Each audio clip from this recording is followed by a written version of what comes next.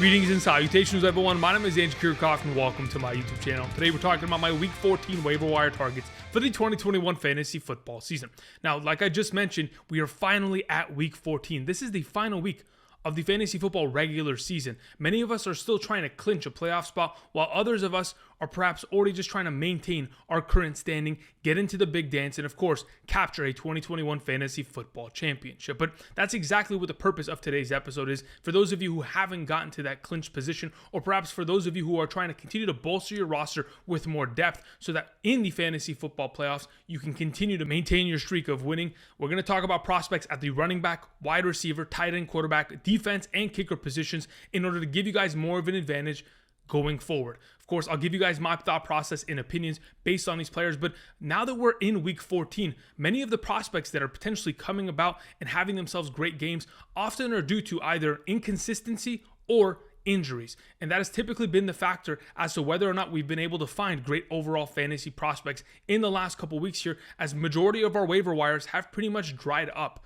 That being said, of course, we'll talk about a bunch of players, and like I just mentioned, injuries have been a big factor. But before we begin talking about the injuries that occurred yesterday that may lead to more fantasy value throughout the fantasy landscape, I want to remind you guys, click the subscribe button. Of course, we're making fantasy football content for the entirety of the 2021 season with the singular goal of helping you win a 2021 fantasy football championship. Also, check out Underdog Fantasy. If you use promo code Andrew today, Underdog Fantasy is willing to match your deposit up to $100. Again, extremely generous offer. You can check out the link down below. Play multiple contests, whether it is tonight's Monday night contest between the New England Patriots or the Buffalo Bills, and maybe even play their pick'ems contest and see if you can find some success there. Check it out. Use promo code Andrew today. Thank you very much. All right. So like I was mentioning, injuries have been the main catalyst as to whether or not a player is gaining incredible value in the last couple weeks. But let's go ahead and mention the injuries that took place yesterday that have currently been announced by respective teams. First and foremost, Kenyon Drake, broken ankle, out for the rest of the season. If we are going to potentially have a backup to Josh Jacobs, it is going to probably be Peyton Barber. As yesterday, Jalen Richard went to the injured reserve. Now Kenyon Drake's out. That leaves Peyton Barber as the next man up. If you're looking for a handcuff situation for Josh Jacobs, just throwing it out there. Also, Adam Thielen, high ankle sprain. That obviously led to Justin Jefferson having a 30-point half PPR game, monster performance, but also led to players like KJ Osborn and Tyler Conklin stepping up in the receiving game. We'll talk about that and how those potential prospects gain incredible value going forward. Logan Thomas, though it was initially mentioned that he had a torn ACL, after further tests, it is assumed that he's probably not going to have a season-ending injury like that, but it is definitely a knee injury. He may not play this upcoming week. We'll have to keep that monitored. Tyrod Taylor, he tore some ligaments in his left wrist. He's probably going to be out for an extended period of time. Obviously did not look great yesterday against the Indianapolis Colts defense, who obviously was upset about how that game went against the Tampa Bay Buccaneers the week prior. Of course, throwing a 10-point lead and losing that game. They took it out on the Houston Texans, to say the very least. Miles Sanders exited the game with an ankle injury once again, despite having himself an incredible performance of 120 rushing yards. Unfortunately, in the second half, was injured. That is something that we have to keep an eye on. Another player, or two players specifically, that left games or didn't even participate in games yesterday because of an illness. Ronald Jones had one carry, then left the game with an illness. Boston Scott, who was pretty much on that questionable region all week long, whether or not he was going to play, pretty much didn't even show up. He did dress, but wasn't asked to do anything outside of play an emergency role. Kenneth Gainwell gained a majority of the value there in his absence. So just throwing that out there for those of you who were curious as to what happened to Ronald Jones yesterday and Boston Scott and why they didn't participate in the offense. Outside of that, before we begin talking about some waiver wire picks at the running back position, I want to mention Week 14, like I mentioned, a couple Eagles there. The Eagles are on a bye, followed with the Indianapolis Colts, Miami Dolphins, and the New England Patriots. So for those prospects who are potentially going to have great games tonight, like the Patriots, if somebody is to have a breakout performance, just understand that this following week, they will not be able to help you in terms of capturing a W.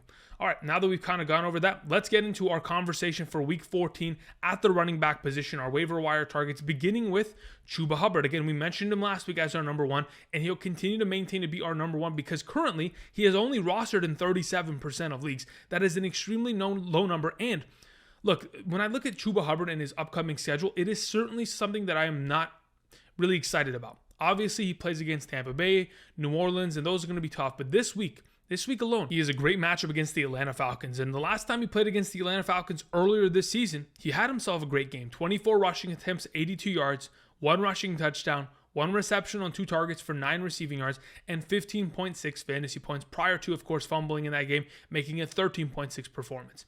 If he's still going to put up double-digit fantasy points, of course, he's incredible in terms of his value, considering many of us may be missing players like Jonathan Taylor, Miles Sanders, Myles Gaskin, Damian Harris, Ramondre Stevenson this upcoming week. You'll need to go ahead and fill for that. Hopefully, if he's available, which probably for majority of us, he's not available, but if he is, pick him up, roster and play him this week.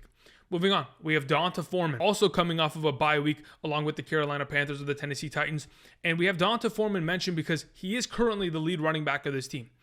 With Adrian Peterson getting cut, Derrick Henry still recovering from injury, and the fact that D'Onta Foreman, the last time we saw him against the New England Patriots, ran the ball 19 times for 109 yards, had himself a great game prior to fumbling, of course, was still able to get 9.7 fantasy points, currently rostered in 46% of leagues. Again, he should be rostered in wide majority leagues, 60+%. The fact that he isn't, again, deems him being a pickup for this week, but of course, for majority of us, may not be available, so just wanted to go ahead and throw that out there. Moving on to Dontrell Hilliard, his teammate, again, another running back that the last time we saw the Tennessee Titans went for 131 rushing yards on 12 carries, had himself a rushing touchdown, fumbled himself, making his performance only 17.8 fantasy points. But we've seen Dontrell Hilliard not only be a stable fantasy product on the ground, but through the air, as a couple weeks ago, he had himself 10 targets and 8 catches in a singular game. He can do it all. He's currently only rostered in 29% of leagues.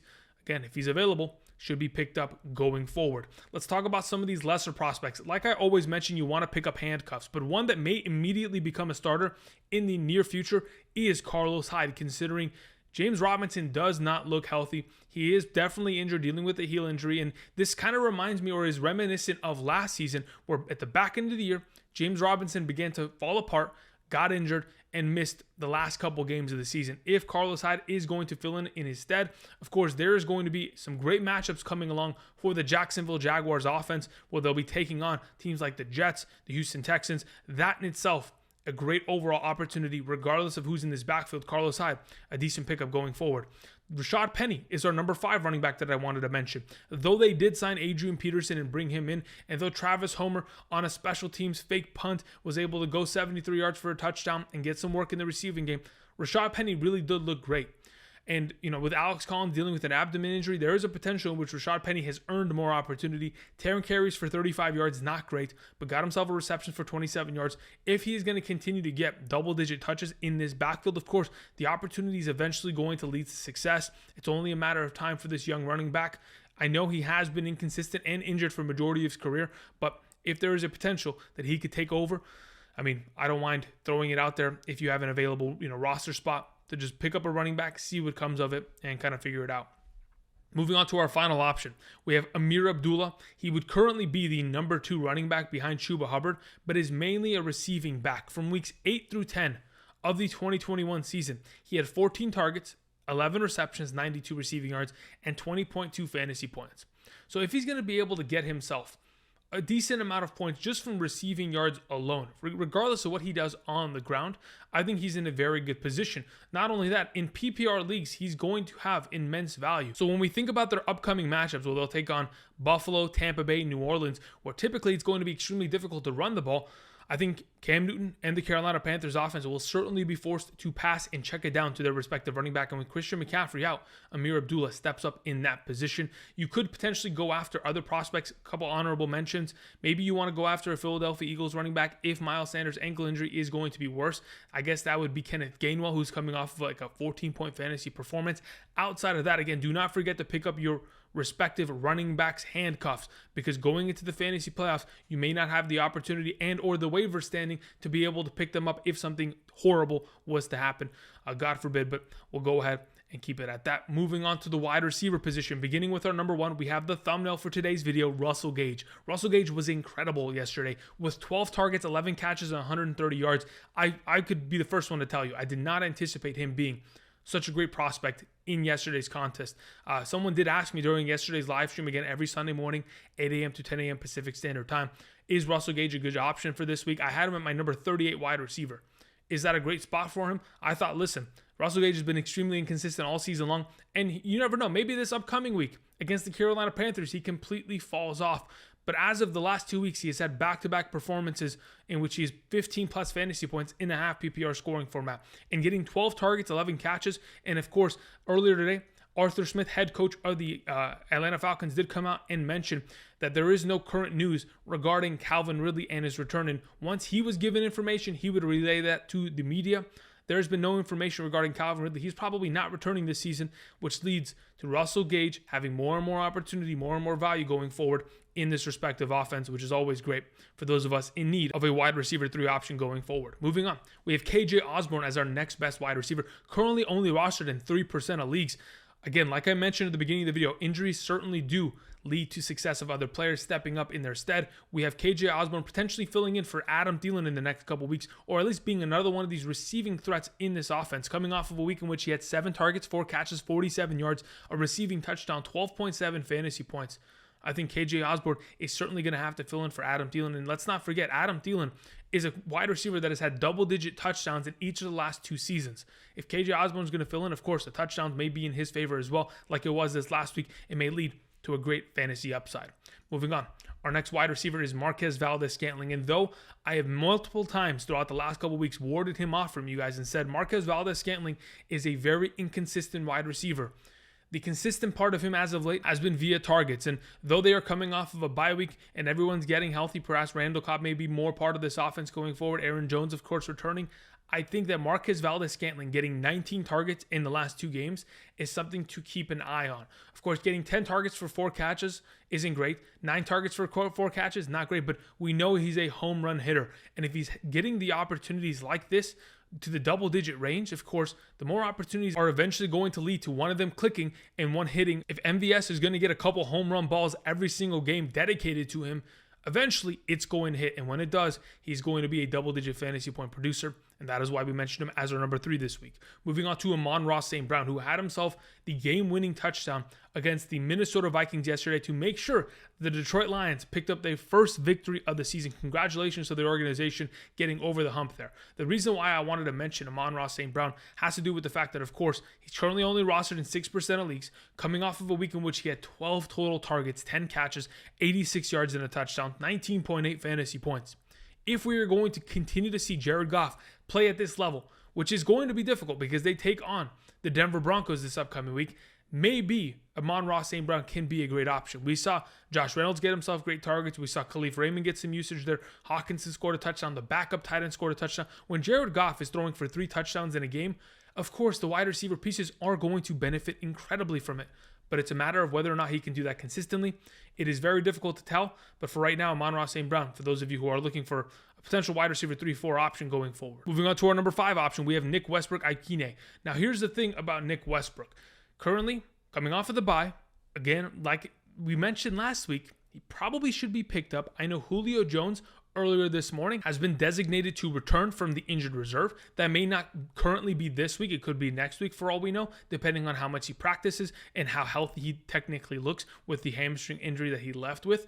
But nonetheless, Nick Westbrook, in the last 2 games in which he's, of course, been the number 1 receiving option of this team, or 2 out of the last 3, he's had himself 9.5 fantasy points and 14.2 fantasy points. If he's going to be the leading receiving option going into this upcoming weekend's contest for the Tennessee Titans, then by all means, I think he has value. It could potentially start for your team. Moving on, we have our final option, Laquon Treadwell. Someone the other day asked me, Andrew, is Laquon Treadwell a league winner? And I said, probably not. And I continue to stick with that idea. But currently rostered in 0% of leagues, he is someone that I may want to go ahead and take a flyer on.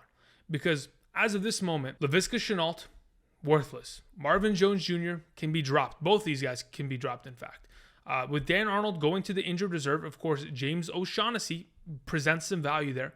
But outside of that, with the running game hurting as much as it has, with James Robinson not looking healthy, Laquon Treadwell seems to be a guy that in the last 2 weeks has had 7 and 8.5 PPR fantasy points, could eventually have himself some great performances here, considering they take on Houston and the New York Jets in the upcoming weeks here. Could be a decent option for those of us who are in a deeper league.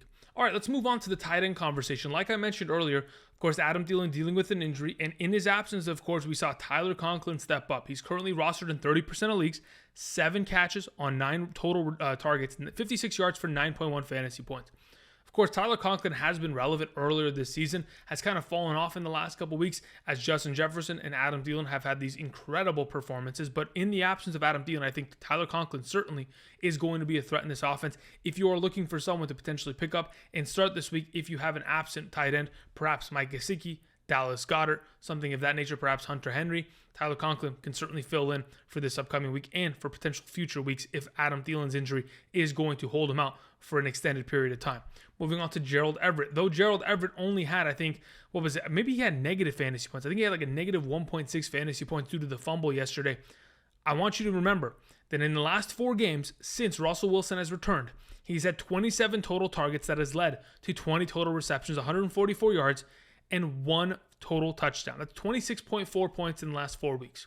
Now, I understand 6 points per week isn't great in a half PPR scoring format, but if you take into account that this last week it was literally a negative point week for him, and he's had himself double-digit fantasy points in 2 out of the last 4 games, there's a potential in which Gerald Everett, who has led this team in targets, could continue to maintain that role and be a decent fantasy option in the coming weeks. Again, there aren't that many great options, but if Gerald Everett is available, could be one for you. The final tight end I wanted to mention is Nick Vannett. The reason why I wanted to do so is besides the fact that, of course, we saw an injury for multiple tight ends within the Saints organization this last week and week before, Nick Vannett has stepped up. And with the fact that, Taysom Hill targeted him as much as he did, got himself 4 total targets, 3 receptions, 48 yards, and 6.3 fantasy points this last week, makes me think, well, if the New York Jets could not cover to save their lives Dallas Goedert, and Dallas Goedert pretty much had himself 100 yards and 2 touchdowns within that first half pretty much, why not Nick Vannett with Taysom Hill slinging the ball in his direction? I think there's a very good chance in the New York Jets matchup this week,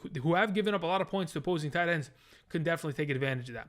Let's talk about top 3 quarterbacks for this upcoming week. We have, of course, Taysom Hill coming off of a week in which he had incredible stats, over 100 total rushing yards, and another unfortunate one, the 4 interceptions. But based on what we've heard, of course, despite the injury, despite the interceptions, is going to be playing against the New York Jets this upcoming week. I give him the benefit of the doubt. I think with only 34% rostership currently, Taysom Hill needs to be rostered and potentially started this week. Moving on to Taylor Heinicke. Again, I continue to mention him, currently rostered in 39% of leagues. Again, there are some other quarterbacks that are probably more widely, available, but I'm not going to mention them because I don't think you should be rostering them and or even playing them at the capacity. But either way, I think Taylor Heinicke against Dallas this week, then Philadelphia, then Dallas, then Philadelphia once again. He's got close matchups upcoming against division rivals. Should be a very interesting schedule for him. I think Dallas' secondary is certainly going to be struggling against Taylor Heinicke this week. Moving on, our final option at the quarterback position is Trevor Lawrence, currently only rostered in 29% of leagues. He takes on Tennessee this week. I mean, the last time I truly remember him having a good game was against Tennessee defense. Then he gets Houston in week 15 and the New York Jets in week 16. In week 17, unfortunately, plays against the Patriots. So you can probably take advantage of the next 3 games. Outside of that, not really worth much. But again, you'd have to be in a little bit of a bind in terms of the quarterback position to have to rely upon a Trevor Lawrence going forward. All right, let's go ahead and transition, talk about some defensive waiver wire pickups. I'm going to be mentioning 6 defenses, and then we'll talk about some defenses for the fantasy playoffs. So for week 14, let's talk about the Saints taking on the New York Jets, currently rostered in 45% of leagues. If they're available, pick them up. Number 1 option. Green Bay Packers is our number 2 option, throwing them up on screen. Again, currently only rostered in 31% of leagues, taking on Andy Dalton, potentially as a starting quarterback of the Chicago Bears. Again, through 4 interceptions this last week, could very easily do so against Green Bay this week. Our number 3 option for this week is the Denver Broncos. Though they did not play a great overall game, I think there's a good chance in which the Denver Broncos have themselves some fantasy value this week, taking on Detroit. I know Detroit's coming off of a hot week, scoring 29 points, game-winning drive. It's all great, but Denver's defense is no joke in the secondary. Certainly may point out a couple of the flaws in Jared Goff's game. We have the Seattle Seahawks. Of course, their defense has been playing well, taking on Houston. 13% of leagues only have the Seattle Seahawks rostered. So, again, widely available against a backup quarterback like Davis Mills may be a great option. Moving on, the Tennessee Titans. They are taking on the Jacksonville Jaguars. And if, in fact, we see a game in which Trevor Lawrence cannot step up, despite the fact that he has great matchups in weeks 15 and 16, maybe he falls apart in week 14 and give the Tennessee Titans a little bit extra value this week. Our final defensive option for week 14 is the Los Angeles Chargers as they take on the New York Giants. And potentially, it may not even be Daniel Jones under center, maybe Mike Glennon again. Again, whenever you get an opportunity to play a backup quarterback, there is a lot of opportunity for fantasy points to be gained. Before we move on from defenses, a couple things I wanted to mention. First and foremost, let's talk about the Kansas City Chiefs defense. As of the last couple weeks, they have been great. I mean, their defense has been locked down. They've only allowed, in the last 4 games, 7, 14, 9, and 9 points to opposing offenses, which has led to their fantasy point totals being 11, 7, 15, and 17. Overall, their fantasy point contributions have been great. I know yesterday they scored a touchdown defensively. That's great. But we have to take into account they're currently rostered in 51% of leagues, so a lot of teams are already on that train. But if they're going to maintain this excellence at their defensive position against Las Vegas, Los Angeles Chargers, and Pittsburgh in the next 3 weeks, and in Cincinnati in week 17, then sure, maybe we want to roster them, but it is tough considering their matchups upcoming are relatively difficult in comparison to those in the past couple of weeks. So just putting it out there, Kansas City's defense, not a bad option. Now, yesterday during our live stream, I did get a message from user DJ Meat. Now, he said via donation, and again, thank you for sending that in, best defense to hold for the playoffs. 2 points per sack, 2.5 points per fumble recovery, 4 points per interception. I have the Packers, Colts, Dallas, 49ers, Broncos, Panthers on the waiver. Thank you. All right, so that was his question. Now, obviously, when you have a different scoring format, you know, it is difficult to predict an interception or a fumble recovery, all that kind of stuff. So I don't really think about that as a whole. I'm just thinking of what the options you had available to you and what are the better playoff schedules from weeks 15 through 17. And let's go ahead and talk about a couple of them right now. I believe first and foremost, probably the best defense in the playoffs is going to be the Tampa Bay Buccaneers. They take on New Orleans, they take on Carolina, then they take on the New York Jets in the 3 championship games. I mean, those are just far too easy to pass up. Outside of that, I think Seattle, they have a pretty good week 16 and 17 schedule taking on Chicago and Detroit. We'll take those. As for the Miami Dolphins, they are another one of these teams that could be in a very advantageous position taking on the Jets, New Orleans Saints, Tennessee. Of course, the Los Angeles Rams, probably majority of leagues have them rostered. Seattle, Minnesota, Baltimore could be decent. The Indianapolis Colts take on the New England Patriots, Arizona Cardinals, Las Vegas.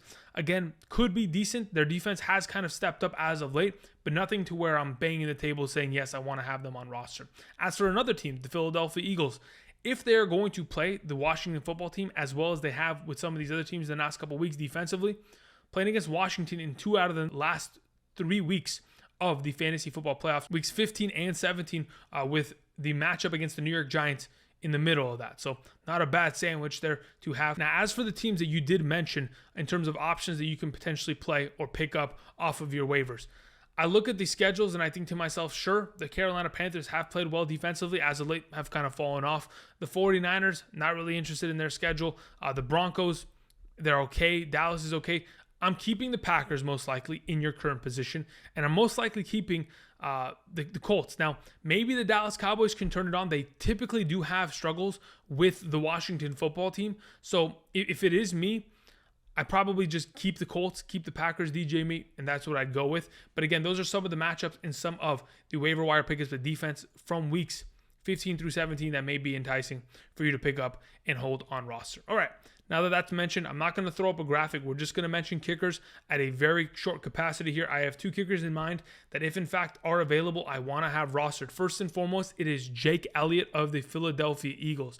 Though they are going on a bye week here, he potentially could be a great stash for the fantasy playoffs, mainly because in 4 out of the last 6 games for the Philadelphia Eagles, these are his fantasy point contributions. 16, 14, 19, 17. He has been the highest scoring kicker in the last 6 games that he has played in comparison to the rest of the league. He has been leading that position because this offense does sputter and kind of fall apart when they get down into the red zone, unless, of course, they can put together a couple good performances here and there, a couple touchdowns. Outside of that, it's field goals for days. Jake Elliott, not a bad option. Another one, Matt Prater, with Kyler Murray back and looking better than ever. I mean, again, he only threw the ball 15 times yesterday, 11 of 15 passing, but was able to get himself 4 total touchdowns. If Matt Prater is going to be in an offense that continues to score as much as they are, of course, yesterday's weather was kind of poor to say the very least, but got himself 9 fantasy points. He should be an option that is currently only rostered in 32% of leagues, could be available for you and be on your roster for this upcoming week and weeks ahead. All right.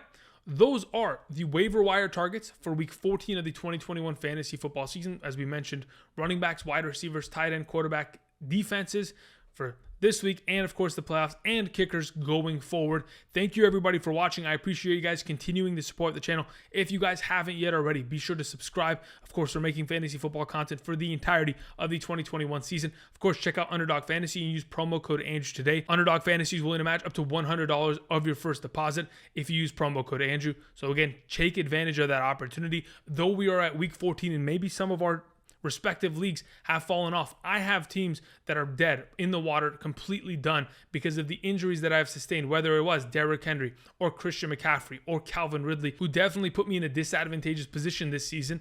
I've gone ahead and I've washed away those teams, and I began playing more and more Underdog Fantasy because I can draft the players I want. I can play the contests that I want to go ahead and participate in every single week. And not only, besides having fun and having an interest in some of those games where I may not have fantasy prospects in, I could go ahead and win some money.